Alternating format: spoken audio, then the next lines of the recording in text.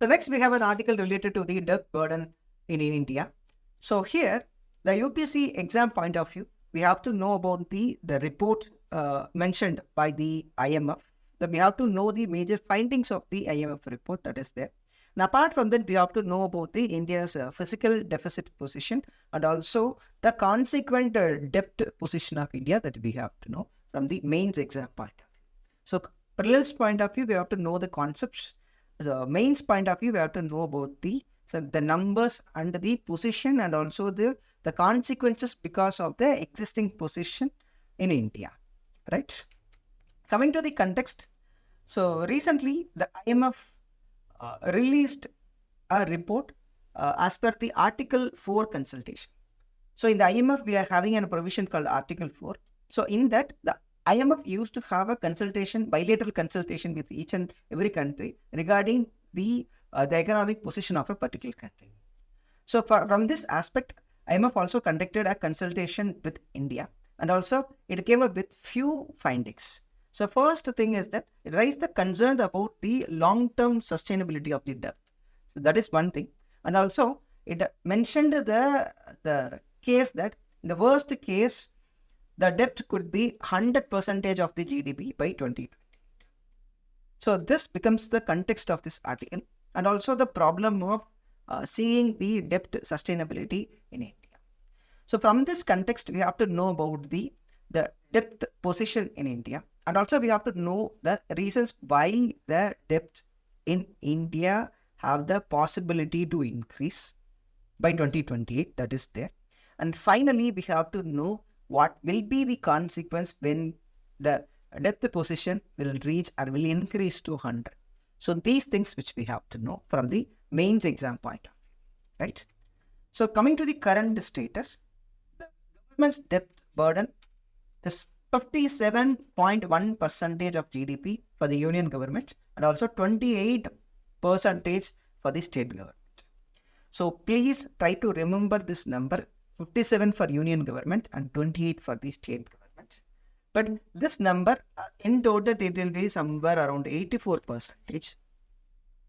But this number is very high when it comes to the FRBM Act's commencement, right? So as per the FRBM Act, so we have a target of reducing the center's debt position to 40% to the GDP ratio and 20% to the states. So in total, it should be 60%, but as of now, it is somewhere around 84%. So it is way higher than the targets fixed by the FRB. But look at the numbers. So between 2005-6 and 2021-22, so the number is 81% in 2005-6 and now it is 84%. Even though the ratio won't change much, the percentage itself very high that we have to understand. So this is the problem. And apart from that, when we look at the percentage of interest payments, so the budgetary estimates of 2022-23 shows that center will have to spend 9.4 lakh crore on interest payment. That will account 23.8% of the government's total expenditure and 42.7% of its total revenue receipts, right? These numbers are very important. Out of 100 rupees, we are paying 23 rupees as an interest payment, which means this 23 rupees is not available for the government for the productive spending, right? So it is not possible, which means we are spending more on interest payment, which means it is showing the extent of debt. The how much debt which we are having is what this number is connected. So we have to pay more attention. So 81 number is also high, 23% is also high, right? So this is the current status of India when it comes to the debt positions. So now we have to know about the reason for the possible increase. Yes, the number is also high, existing number itself high, but the IMF in the worst case, it warned that it can go up to 100% because the situations which we are assessing or expecting will have the scope to increase the debt position in India, right? So these are some of the major reasons. The first and major reason is climate related responsibilities. Yes. So as of now, COP 28 is getting concluded, right? So in that, the aspirations are high. The expectations of the global arena on India is very high. And India is also actively involving in reducing the emissions, right? So between 2023 to 2030 is very important. The responsibilities in front of India in this period is crucial to have a very strong impact or interventions on climate related activities, because India itself facing the problem of climate change. We are experiencing more disasters. Flooding is happening each and every region, and also we are facing the problem of increase in temperature. So many things which we are facing. So in order to tackle all those problems, India will be in a position to spend more on climate related responsibilities. This is going to be the first and important aspect that I want to highlight. And apart from that, external issues, yes. So not only this climate related problem, globally we are facing problem. The cost of borrowing is very high. The interest rate for the loans from the global arena is comparatively high. So that is the first problem. And also we are facing the supply chain disruptions. This supply chain disruptions will also have an impact on price volatilities, which means ultimately it will affect the physical position of the government. So in this aspect also, it will affect the overall debt position of India. If physical position of the government is affecting, which means the government will be pushed to borrow more, which means the debt burden will get increased. So in this aspect, the external position or external issues in the global arena is also be the reason for chances of increasing the debt burden for India, right? Apart from that, the spending on servicing the debt is also high. As I already mentioned, India is spending around 23.8% of its total expenditure as an interest, right? This spending is the amount and the percentage is very high, right? Which we are paying around 9.4 lakh crore as interest payment. This is also one of the reason why, because the physical space for a government to make productive actions will get shrunken because of the increased interest payment, which means the government will be pushed to borrow for its developmental needs, right? This is another aspect. And fourth important aspect is pandemic, right? During pandemic, that is fiscal year 2020, the debt condition is comparatively better when compared to the current position, because at that time it is only 75%. The debt to GDP ratio is only 75%. It is far better than this current 84%. So as of now, the government is in need of more spending to come out of the pandemic trauma. So in this aspect also, we were in a position to borrow more, right? So high spending. So need for high spending is there, and also because of this, the physical deficit will also get increased. If the deficit is increasing, the needs for borrowing will also increase. So increase in the borrowing will lead to the debt burden, right?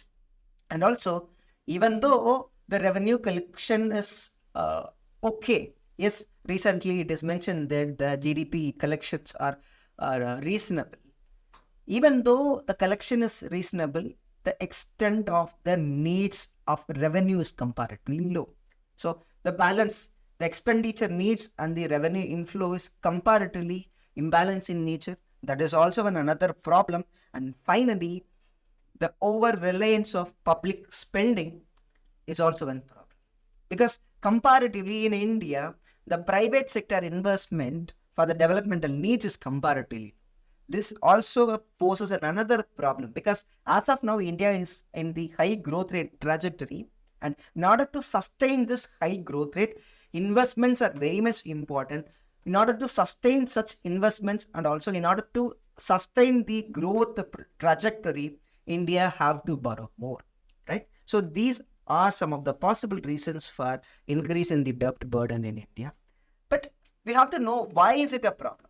Yes, it is a problem. That's why we are discussing this, right?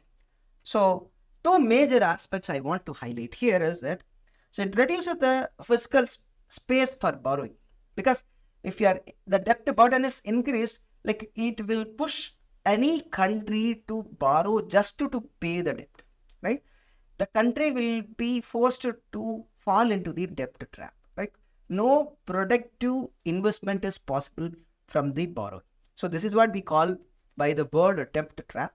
So it will push or it will reduce the fiscal scope of the government, and increased borrowing will lead India into the debt trap. That is possible. And second aspect, it affects the cost of borrowing. Right?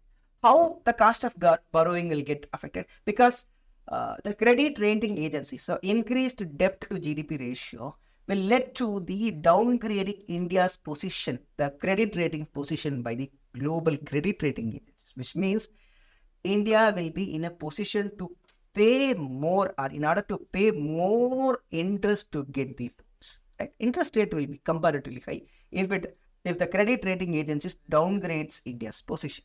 So in this aspect, the cost of borrowing will also get increased, right? So, and after that, it will affect the investors' confidence. Yes. So the debt to GDP ratio is one of the important parameter to assess the economic stability. If this position is in the degraded state, which means it affects the investors' confidence, which means the flow of fund from the external market will get affected. In this aspect, the India will face the problem of a resource crunch. Yes, the government will also be not in position to spend, and also the investors from the outsiders will also be not having the confidence to bring money into the India. So that will be the case, right? So considering this as a problem, and also the government have to see this highlight in the findings of the IMF report as an early warning situation to act immediately in the election year itself, because it is not only the medium term problem, it can become an immediate problem because we are having an election this year. And also the current policies is also highlighting this problem, because as of now we are increasing the spending on fertilizer subsidy, and also we are in need of spending more on MNREGA scheme as well. This may pose a problem for India in terms of debt position, not in medium term. It is also possible to become a problem in immediate condition itself.